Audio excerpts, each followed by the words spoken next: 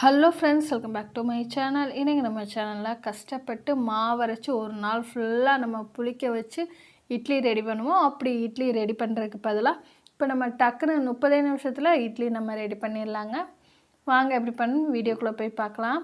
1 cup அளவு தயிர் எடுத்துருக்கேன். 1/4 டீஸ்பூன் அளவு பார்த்திங்கன்னா உப்பு சேர்த்துட்டுக்கிறேங்க. உப்பும் தயிரும் ஃபஸ்ட்டு மிக்ஸ் ஆகிற அளவுக்கு நல்லா கலந்து கொடுத்துட்டு 1/4 கப் அளவு பார்த்திங்கன்னா சின்னதாக கட் பண்ண கேரட்டு, ஒரே ஒரு மீடியம் சைஸ் வெங்காயம், இந்த தயிர் உப்பு கூட சேர்ந்து நல்லா கலந்து வர்ற மாதிரி மிக்ஸ் பண்ணிவிட்டு கொஞ்சமாக கொத்தமல்லி தலையும் சேர்த்துருக்கேங்க. இதுக்கு ஒரு தாளிப்பு கொடுத்துடலாம். ஒரு கடாயில் 2 ஸ்பூன் அளவு எண்ணெய் சேர்த்துடலாம். எண்ணெய் நல்லா காஞ்சதுக்கப்புறம் 1/4 டீஸ்பூன் அளவு கடுகு சேர்த்துலாம். கடுகு வெடிச்சோடனே 1/2 ஸ்பூன் கடலப்பருப்பு, 1/2 ஸ்பூன் அளவு உளுந்தம்பருப்பு நல்லா சேர்த்துட்டு கலர் மாறி வர வரைக்கும் வறுத்து கொடுத்துக்கலாம். நல்லா வறுத்து கொடுத்ததுக்கப்புறம் இதிலே பார்த்திங்கன்னா கொஞ்சமாக ஒரு கொத்து அளவு கருவேப்பிலையும் சேர்த்துக்கலாம். இந்த தாளிப்பு நம்ம இட்லிக்கு சேர்க்கும்போது பார்த்திங்கன்னா நல்லா வாசமாக நல்லாயிருக்கும்.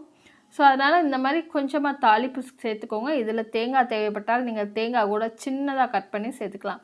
கருவேப்பிலையும் சேர்த்துட்டு இந்த தாளிப்பு அப்படியே நம்ம தயிரில் சேர்த்துடலாங்க.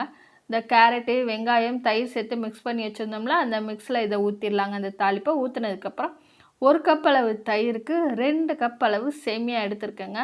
இந்த சேமியாவும் தயிரும் நல்லா கலந்து வர மாதிரி இந்த மாதிரி ஸ்பூனை வச்சு கலந்து விட்டுக்கோங்க. அப்போ தான் பார்த்திங்கன்னா சேமியா நல்லா உடையாமல் இருக்கும். ஒரு 5 நிமிஷம் இந்த மாதிரி கலந்து விட்டிங்கன்னா நல்லா உடையாமல் நம்மளுக்கு இருக்கும். இப்போ ஒரு மூடி போட்டு மூடிடலாங்க. மூடிட்டு ஒரு 10 நிமிஷம் நம்ம இந்த தயிரில் சேமியாவை ஊற வச்சு எடுத்துக்கலாங்க. இப்போ ஒரு 10 நிமிஷம் ஆயிடுச்சு. நம்ம ஓப்பன் பண்ணி பார்த்துடலாம். 10 நிமிஷம் ஊற வைக்கும்போது தான் பார்த்திங்கன்னா அந்த தயிர், சேமியா எல்லாம் நல்லா பார்த்திங்கன்னா ஊறி அந்த இட்லிக்கு இருக்கக்கூடிய புளிப்பு சுவை நம்மளுக்கு கிடைக்கும். அதனால் ஒரு 10 நிமிஷம் ஊற வச்சுட்டு தயிரில் ஊறின சேமியாவை இந்த மாதிரி லெமன் சைஸ் அளவு கொஞ்சமாக கையில் எடுத்துக்கோங்க. எடுத்துகிட்டு பார்த்திங்கன்னா ரொம்ப அழுத்தம் கொடுத்து உருட்டாமல் லைட்டாக பார்த்திங்கன்னா ப்ரெஷ் பண்ணிவிட்டு இந்த மாதிரி இட்லி தட்டில் வச்சுக்கலாங்க. ரொம்ப அழுத்தம் கொடுத்து நம்ம இட்லி ரெடி பண்ணக்கூடாது. இந்த மாதிரி லைட்டாக உருட்டிட்டு நம்ம இட்லி தட்டில் உள்ள ஒவ்வொரு குழியிலையும் இந்த மாதிரி ஃபில் பண்ணிக்கலாம். ஃபில் பண்ணிவிட்டு நம்ம இட்லி பாத்திரத்தில் நல்லா தண்ணி கொதிச்சதுக்கப்புறம் நம்ம ரெடி பண்ண இட்லியை வச்சு ஒரு 10 நிமிஷம் மீடியம் ஃப்ளேமில் 8லேருந்து ஒரு 10 நிமிஷமே போதும். சேமியா வேகிறதுக்கு அதிக டைம் எடுக்காது. 8லேருந்து ஒரு 10 நிமிஷம் மீடியம் ஃப்ளேமில் வேக வச்சு நம்ம இட்லி எடுத்துட்டால் சூப்பராக பார்த்திங்கன்னா நம்மளோட சேமியா இட்லி ரெடி ஆகிடுங்க. இப்போ ஒரு 10 நிமிஷம் ஆயிடுச்சு. ஓப்பன் பண்ணி நம்ம தட்டில் சர்வ் பண்ணிக்கலாம். அப்படியே சேமியா தட்டில் கொட்டும் போதே பார்த்திங்கன்னா நல்லா ஒட்டாமல் வரும் இட்லி. எப்போவுமே பார்த்திங்கன்னா சேமியாவில் ஒரே மாதிரி உப்புமா செஞ்சு கொடுக்காம புட்டு இந்த மாதிரி இட்லி செஞ்சு கொடுங்க. கண்டிப்பாக குழந்தைங்க விரும்பி சாப்பிடுவாங்க.